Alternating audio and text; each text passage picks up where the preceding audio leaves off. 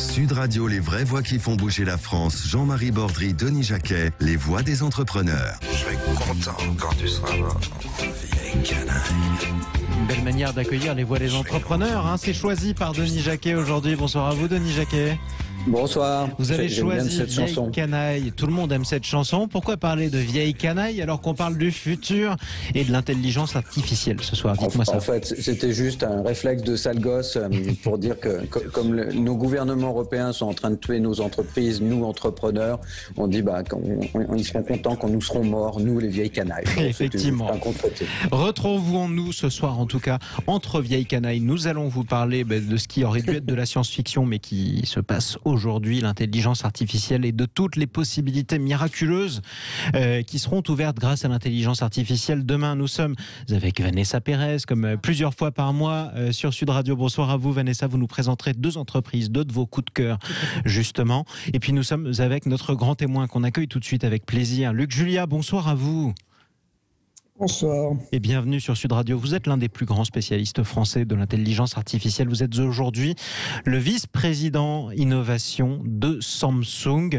Je le disais aussi, dans une vie antérieure, parce que c'est une autre entreprise, vous avez été parmi cette équipe de concepteurs de ce logiciel dont tout le monde a plus ou moins entendu parler, celui qu'on appelle aujourd'hui Siri. Ça s'est mis en place assez facilement finalement. Est-ce que vous vous attendiez à ce qu'il se popularise aussi vite ?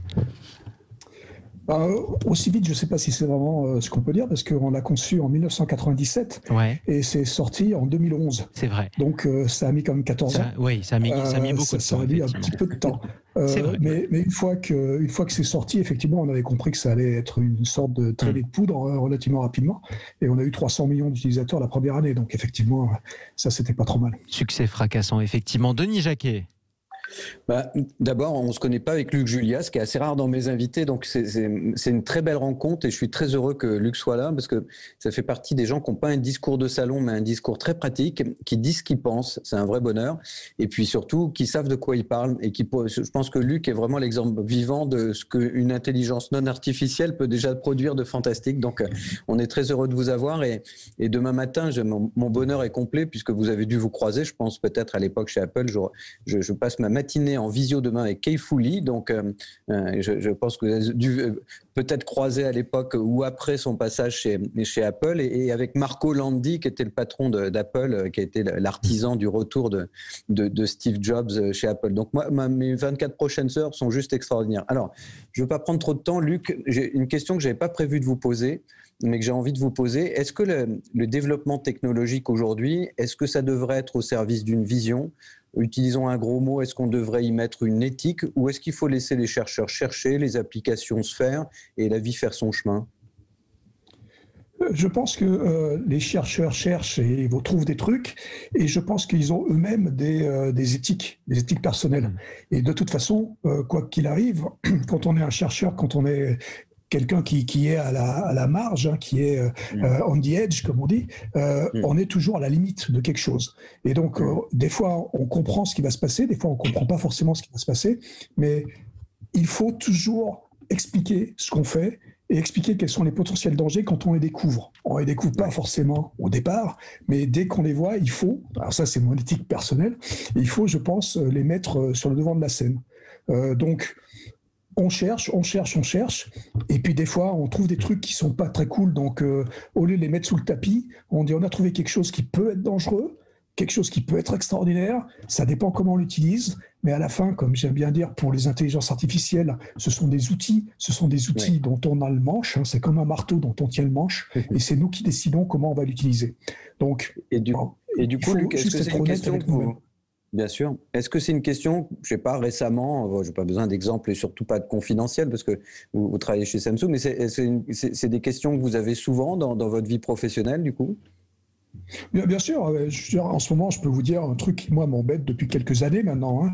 C'est la consommation énergétique de toutes ces technologies. Alors bon, moi, oui, je fais de la technologie, je fais des robots depuis que j'ai l'âge de 9 ans, donc ça fait un petit moment.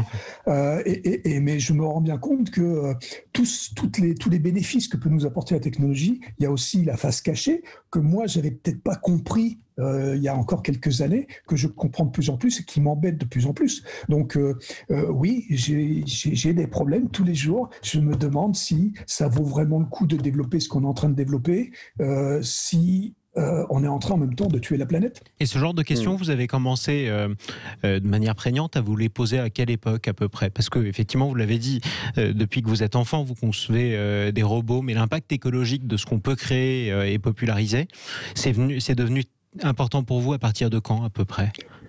Il y a une petite dizaine d'années, depuis une petite dizaine d'années, je comprends que ça arrive avec le développement surtout des data centers, ce qu'on appelle les data centers, là où il y a tout ce big data, le fait qu'on utilise ces nouvelles méthodes d'intelligence artificielle depuis le début des années 2000, on va dire.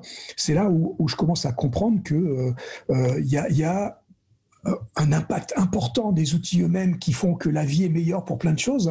Si vous me dites qu'on va développer une intelligence artificielle pour découvrir des cancers, je veux dire, évidemment, je veux le faire. Mais si en même temps, vous me dites que ça prend 440 kilowatts pour faire quelque chose qui est très ponctuel, peut-être qu'il faut faire attention. Donc, il y a une balance à comprendre. Je n'ai pas compris tout de suite, mais de plus en plus, cette histoire de big data, donc ces data centers, etc., je me rends compte qu'il faut faire très, très attention. Et il y a des gens qui commencent à tirer la sonnette d'alarme. Malheureusement, il n'y en a pas beaucoup. Effectivement, c'est assez difficile, mais c'est vrai que c'est une préoccupation assez nouvelle. Restez avec nous, Luc Julia. Vanessa Pérez, entrepreneur d'un monde nouveau, justement. Vous allez nous présenter l'un de vos coups de cœur. C'est une école qui forme au métier du numérique, justement ceux qui en ont le plus besoin. Exactement, Jean-Marie. Alors, c'est une évidence de dire que la technologie est partout dans nos vies aujourd'hui, que l'on fasse un selfie, qu'on soit sur Google ou que l'on fasse nos courses en ligne. Et pourtant, on observe un manque cruel de profils dans les métiers du numérique parce que notre société, en fait, se refuse parfois de recruter parmi des candidats qui, de prime abord, ne sembleraient pas éligibles. Alors, on pense notamment à des personnes non diplômées, des personnes en situation de handicap, des réfugiés même, je vous raconterai une belle histoire à la fin de cette chronique, des jeunes issus de quartiers défavorisés, et aussi, et toujours, même s'il y a des progrès grandissants, les femmes, parce que dans les mentalités, on se dit que les femmes n'ont pas forcément accès à la tech. Exactement. On verra d'ailleurs avec Luc Julia dans un instant s'il le constate aussi lui-même dans son univers professionnel. En tout cas, les barrières à l'embauche qui sont importantes. Complètement. Et c'est pourquoi je vais vous parler aujourd'hui d'une société, d'une école qui s'appelle Simplon. Donc Simplon, c'est une entreprise sociale et solidaire qui a été créée en 2013 et qui propose des formations, tenez-vous bien, au métier du numérique, gratuites et diplômantes. J'insiste sur gratuites et diplômantes dans toute la France et à l'international. Et cette formation, elle peut vous conduire au métier du développement web, de l'intelligence artificielle, de la cybersécurité, du cloud computing et j'en passe. Et ainsi vous permettre de prétendre à une très belle carrière dans le domaine du numérique. Alors c'est ouvert à tout le monde ou alors il faut justifier de certaines conditions par exemple? C'est ouvert à tout le monde, mais il faut avoir une sacrée dose de motivation parce que comme vous l'imaginez, effectivement, la barrière à l'entrée est plus la motivation que la qualification. Donc il faut savoir que depuis son démarrage, Simplon accueille 80% de demandeurs d'emploi. Il y a 10 000 apprenants qui ont été formés depuis 2013, dont 39% de femmes. Il y a plus de 72 écoles, alors ils appellent ça des fabriques, mais à travers la France, et 24 à l'international. Et Simplon propose plus de 200 formations pour au final devenir salarié ou entrepreneur dans le domaine du numérique. Donc je vous encourage à aller sur simplon.co pour découvrir et avoir plus de détails sur simplon.co. Voilà, pour tous ceux qui voudraient postuler, changer de voie par exemple, ou découvrir une nouvelle carrière, c'est vrai que c'est un beau coup de cœur. Luc Julia, vous êtes toujours avec nous. Quel est le profil en général de ceux qui se lancent dans une carrière professionnelle dans les métiers du numérique? Alors je sais que c'est extrêmement vaste, les métiers du numérique, et bien sûr, mais en général, quel est le profil? Le profil, c'est mathématiques. C'est-à-dire que c'est quelqu'un qui est capable de faire des mathématiques, parce qu'à la fin, ces intelligences artificielles dont on parlait tout à l'heure, c'est pas autre chose que des mathématiques, que ce soit de la logique, que ce soit des statistiques. Donc il faut être fort là-dedans. Ceci dit, moi je suis pour la diversité, par exemple, il y a une grande différence entre la France et les États-Unis. Là où je suis aujourd'hui, moi je regarde pas forcément les diplômes, alors qu'en France on regarde beaucoup les diplômes, on regarde beaucoup d'où viennent les gens. Ici aux États-Unis, c'est bien différent, on regarde plutôt, et surtout dans mon cas, je regarde les gens qui sont différents, qui ne sont pas les mêmes que moi. Ça ne me sert à rien d'avoir quelqu'un qui est une carbone copie de moi-même. Donc j'aime bien regarder, donc avoir des gens différents. À propos des femmes, c'est très compliqué. Par exemple, dans mon groupe, je suis un des seuls dans la vallée à essayer d'avoir 30% de femmes dans mes effectifs. C'est très, très, très, très compliqué. Qu'est-ce qui fait que vous n'y arrivez pas? Oui, ce sont les femmes qui s'autocensurent? Bah oui, elles osent pas, je pense que c'est ça. Alors en France, j'ai réussi à avoir quelques bonnes ingénieures, j'en ai quelques-unes, mais c'est vrai qu'ici, c'est encore plus compliqué qu'en France, par contre, pour avoir des femmes, parce que dès le début, elles sont certainement conditionnées pour qu'on leur dise qu'elles ne devraient pas aller dans ces métiers-là, alors qu'elles sont évidemment aussi bonnes que nous en mathématiques. Il n'y a pas de métier d'homme ou de métier de femme, et spécifiquement d'ailleurs dans ce domaine. Denis Jacquet. Oui, alors il y a plein de choses à dire. Je pense que Luc sait aussi, il y en a qui sont très bons, qui deviennent, quand ils passent dans le privé, si je puis dire, de très bons programmeurs notamment, c'est ceux qui étudient la Kabbale en Israël, qui étudient la Torah, qui, par un mécanisme d'esprit et de formation, deviennent d'excellents programmateurs. D'ailleurs, les Coréens envoient des wagons entiers pour étudier comment les kabbalistes deviennent d'aussi bons programmeurs. Mais ça, c'est un autre sujet. Mais une question, Luc, sur notre vie quotidienne de demain. 2 questions. 1, est-ce que c'est vrai que c'est aujourd'hui plutôt l'automatisation des process qui est un petit peu l'obsession aujourd'hui et l'investissement majeur? Et puis tout à l'heure ou maintenant aussi, qu'est-ce que ça va changer dans notre vie quotidienne? Comment on va le voir vraiment tous les jours? Alors, on le voit déjà un peu, mais on ne le sait pas. Mais est-ce qu'il va y avoir un espèce d'effet exponentiel tout à coup? Là, on va se prendre une avalanche de choses très intéressantes dans les 5, les 10 prochaines années? Je pense qu'on se prend des trucs intéressants depuis déjà 10-15 années, depuis l'avènement d'Internet, depuis le renouveau de ces intelligences artificielles. C'est effectivement de l'automatisation. Hein. Donc j'ai un problème avec le mot intelligence parce que c'est pas vraiment de l'intelligence tout ça. Mais par contre, c'est ce que vous venez de dire, c'est exact, c'est-à-dire que c'est de l'automatisation. Et de plus en plus, on automatise les tâches qu'on n'a pas envie de faire. Et donc ces robots, quels qu'ils soient, que ce soit des assistants ou que ce soit des robots physiques, nous remplacent ces tâches qu'on n'a pas envie de faire. Donc ça, on va le voir. On le voit de plus en plus, et c'est effectivement très excitant parce qu'il y a des choses qui sont vraiment pas agréables du tout, qui nous libèrent du temps à faire des choses qui sont beaucoup plus agréables. Donc on va voir ça de plus en plus. Autour de moi aujourd'hui, par exemple, j'ai 219 objets connectés dans ma maison, et ces 219 objets connectés font des trucs que j'ai pas envie de faire et me libèrent du temps pour pouvoir... Quels exemples de la vie quotidienne, justement, quels trucs que vous n'avez pas besoin de faire et qui sont faits par des objets connectés? Si vous avez une liste, alors pas forcément les 200, mais qu'est-ce que vous n'avez pas besoin de faire en ce moment? Voilà, je ne vais pas vous donner les 200, mais par exemple, un truc j'ai une routine qui s'appelle l'apéritif, la routine apéritif. Quand j'arrive le soir, automatiquement, il y a plein de choses qui se mettent en branle. Alors, il y a mon garage qui s'ouvre quand j'arrive, mes portes qui s'ouvrent, les alarmes qui se désactivent. Ça met automatiquement le feu dans la cheminée, la musique qui va bien, les couleurs de lumière qui vont bien. Ça prépare l'ambiance de l'apéritif, si vous voulez. Il y a à peu près une vingtaine d'objets qui se mettent à travailler ensemble pour me mettre dans une humeur, dans une mood, comme on dit ici, qui est correcte pour l'apéritif. C'est une symphonie connectée pour l'apéritif. Il y a Bonnet M en 3D qui commence à jouer. Effectivement. Alors, tiens, juste avant de redonner la parole à Vanessa Pérez pour présenter un autre coup de cœur, petite question sur l'actualité.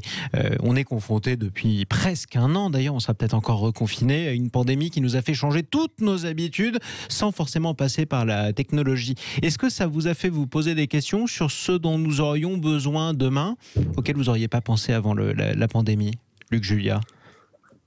Franchement, je ne peux pas vous dire oui, parce qu'on avait déjà pensé à ça avant. Ouais. C'est-à-dire que tous les outils, et c'est pour ça que vous avez vu que les entreprises numériques s'en sont sorties plutôt pas mal dans ces derniers mois, et c'est parce que nous, on a l'habitude déjà de travailler en remote, donc faire ce fameux travail à la maison et choses comme ça, parce que les entreprises sont très dispersées. On a l'habitude à ce que les gens travaillent déjà de chez eux, et puis puissent optimiser leur temps en utilisant des outils qui sont à disposition, des outils numériques, que ce soit les outils de vidéoconférence comme celui-là ou d'autres.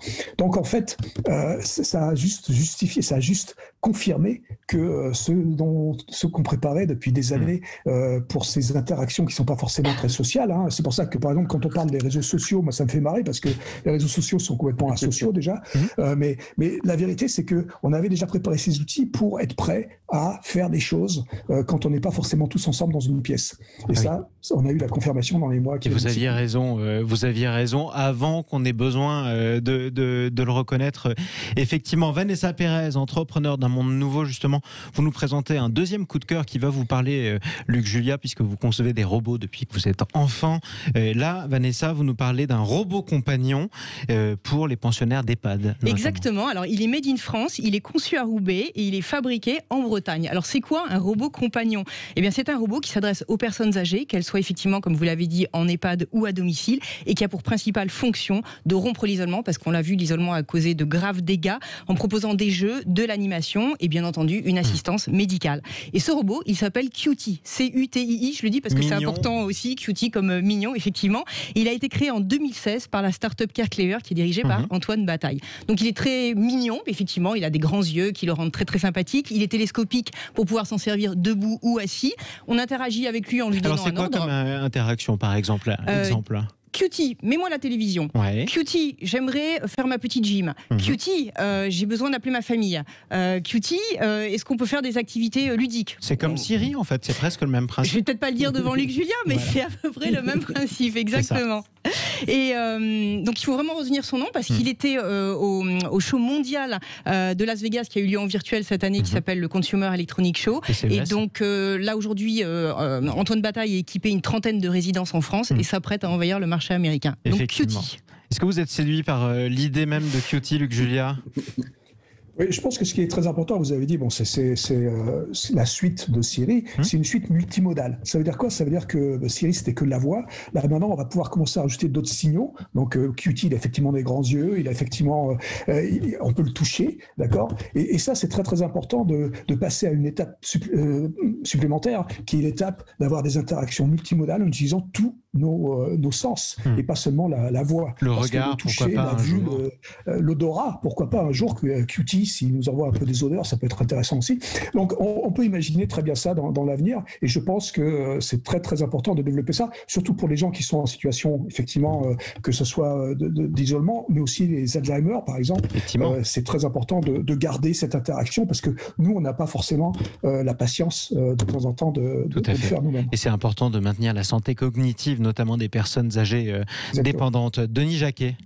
Bon, je suis ravi de savoir qu'un robot ch'ti boit du chouchen, donc c'est une bonne nouvelle d'interaction interrégionale. La Bretagne et les Hauts-de-France, la effectivement. Bretagne et Roubaix. Luc Julia, j'ai une question. Alors, je ne pense pas qu'elle soit provocatrice. Ça bouille dans la vallée et en Chine un peu partout, mais j'en ai deux très rapidement. La première, c'est est-ce que le téléphone va disparaître pour un autre outil de communication? Et si oui, est-ce que c'est prévisible comme avenir ou pas du tout? Et la deuxième, il y a un match sur l'IA. Enfin, c'est ce que disait Kefouli d'ailleurs dans son bouquin, entre les États-Unis et la Chine. Comment vous le voyez aujourd'hui, ce match? Qui va gagner? Luc Julia. Alors, je vais commencer par la première. Oui, le téléphone va disparaître. Le téléphone, c'est un truc inadmissible aujourd'hui. Cette interface est absolument insupportable. C'est un truc que vous perdez, ils sont dans la poche. Enfin, il y aura des interactions qui vont être beaucoup plus immersives, et donc vous allez avoir des téléphones autour de vous en permanence. Ça va être du téléphone virtuel. Vous n'avez pas besoin de trimballer ce machin qui est dématérialisé. C'est ce que je pense, ça va être dématérialisé et ça va arriver très bientôt en fait, parce que la réalité c'est qu'aujourd'hui déjà il y a des choses qui peuvent se passer en plus ou moins virtuel tout autour de vous. Donc ça c'est une chose. Maintenant pour Kefouli et pour ce qu'il dit, moi je suis pas d'accord en fait. Il y a effectivement une bataille, c'est évidemment qu'il y a des batailles, tout le monde essaye d'être les premiers quelque part, mais je pense pas que l'Europe soit hors jeu. Parce que c'est toujours ça, ce qu'on nous raconte, et on nous saoule et on nous répète ça en permanence. On nous dit qu'on est des has-beens et qu'on est foutus. Moi, je pense que l'Europe et la France en particulier, on est les meilleurs du monde. Il faut se le dire, il faut arrêter de se flageller. Et puis, il faut se dire que juste grâce à notre éducation mathématique, alors des fois, comme le disait Vanessa tout à l'heure, il y a des gens qui sont laissés sur le bord de la route. Mais en général, quand même, quand les gens ne sont pas laissés au bord de la route, on arrive à des niveaux d'éducation absolument extraordinaires. Et donc, on a une capacité fabuleuse. Et c'est pas pour rien qu'aujourd'hui, quand vous regardez les 30 plus grosses compagnies qui sont ici dans la Silicon Valley, les dirigeants en intelligence artificielle sont français. Et c'est pas pour rien aussi. Effectivement, arrêtons en tout cas de nous French bâcher nous-mêmes. Et c'est pas pour rien d'ailleurs que la France est toujours leader du classement des médailles Fields, le prix Nobel de mathématiques. En un mot, peut-être, Luc Julia, qu'est-ce que vous ne pouvez absolument pas faire aujourd'hui grâce à l'intelligence artificielle qui est techniquement impossible, que vous n'avez même pas cherché à appliquer, mais que vous rêveriez de pouvoir faire? Je rêve pas de pouvoir le faire parce que je veux surtout pas le faire. Il y a un truc qui est impossible à faire et qui sera toujours impossible à faire pour l'intelligence artificielle, c'est d'être humain. d'être humain, effectivement. Bon, ça, c'est un privilège qu'on va se garder. Merci beaucoup, Luc Julia, d'être intervenu dans Les Voix des entrepreneurs sur Sud Radio. C'était un plaisir pour nous. Je le rappelle, vous êtes aujourd'hui vice-président innovation de Samsung, l'un des concepteurs de ce logiciel Siri que tout le monde connaît. Merci, Vanessa Pérez, entrepreneur d'un monde nouveau. Merci à vous, Denis Jacquet. À mercredi prochain avec Les Voix des entrepreneurs. La suite des vraies voix qui font bouger la France tout de suite. Parlons vrai avec les entrepreneurs. On va retourner un peu sur le présent qui est dur, notamment en France. C'est avec Stéphane Soumier sur Sud Radio et sur Bismart.